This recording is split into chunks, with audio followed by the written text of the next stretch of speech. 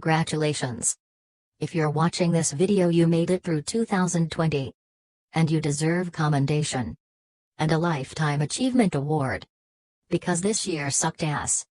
So I hope you enjoyed this video, where I talk about the best movies of the worst year. Let's start with some honorable mentions. Driveways. One of Brian Dennehy's last performances and a film in 2020 that successfully depicts human kindness and empathy without a hint of cynicism. Yes God yes. A hilarious look at a strict Catholic girl who discovers porn in the early 2000s. One Night in Miami. Regina King's exciting directorial debut that imagines a conversation between Muhammad Ali, Malcolm X, Sam Cooke and Jim Brown. Pieces of a Woman, which features a visually arresting first half hour and stunning performances throughout. Hunter x Hunter. Not the anime, one of the best endings of the year and a star-making performance by Camille Sullivan. Let Him Go. Kevin Costner and Diane Lane do some of their best work in this old-fashioned western. The Wolf of Snow Hollow. A thoroughly original werewolf tale. Jim Cummings' sophomore film was even better than his last. Run. My favorite thriller of the whole year. Totally Under Control. A must-see documentary on COVID-19. It clinically and factually dissects the information we had early on, what could have been done and what was actually done. It makes for a fascinating if disturbing watch. Time. A devastating and also rejuvenating documentary about racial discrimination in the justice system. Soul. The best animated film 2020 gave us. I recommend checking out all those films, they're all worth seeing. This is my list. This is going to be completely subjective to me. It's the movies that affected me the most, it's the ones that I enjoyed the most, it's the ones that gave me something. Let's get started with number 10.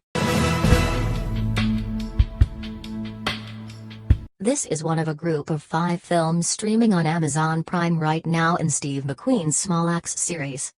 Depicting a 1970 trial in London, Mangrove details the unjust and frankly sickening treatment of an innocent black business owner who's constantly harassed by the London police. The ensuing trial is compelling not just for the importance of the story, but for the distinction of McQueen's unconventional vision. He lingers on shots that burn into your mind.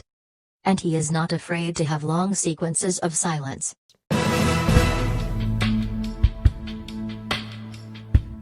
A loving tribute to 1950s sci-fi. The Vast of Night is the debut film from Andrew Patterson. And I sure hope there's more to come almost immediately. While watching this film, I was brought back to the days of researching alleged UFO sightings as a child. The excitement that came from that moment when just for a second you believed something was out there. Watching Patterson's excellent indie swept me up in those feelings. Again, it's also ingenious from a budgetary perspective, particularly one long tracking shot. And how he went about attaining it. It's inspiring stuff for hopeful filmmakers.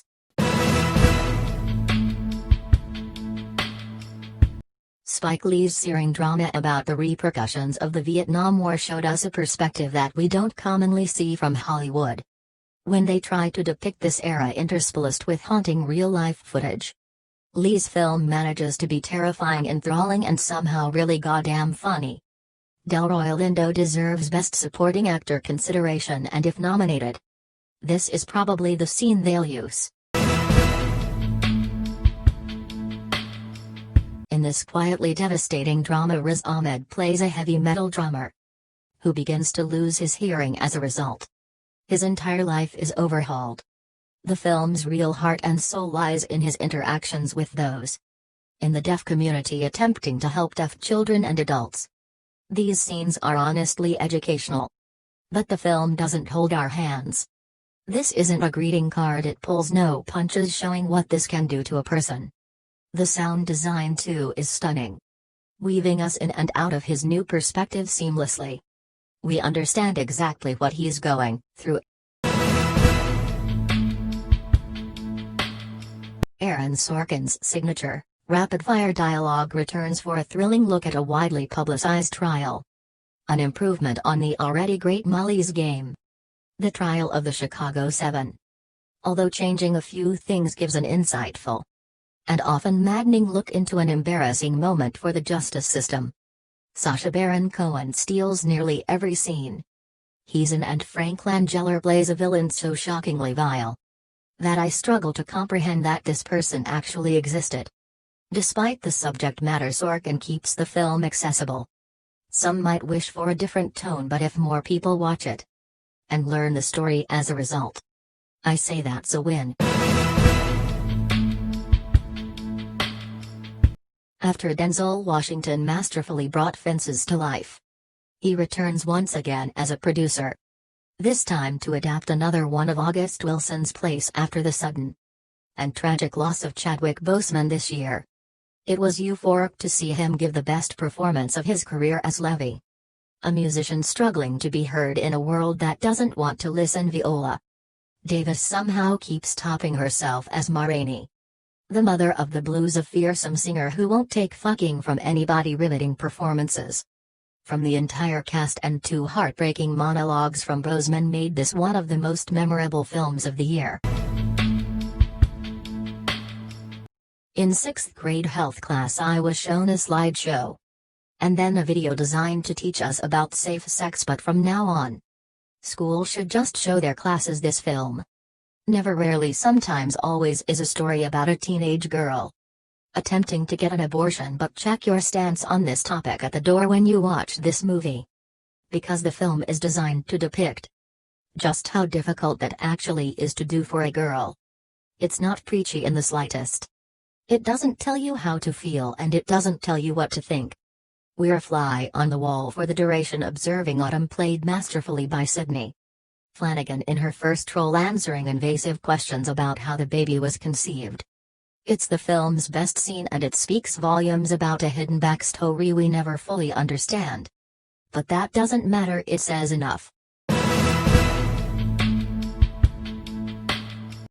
This film has not left my minutes since seeing it. A film from HBO, Bad Education, was an early gift this year, giving us an awards-worthy contender.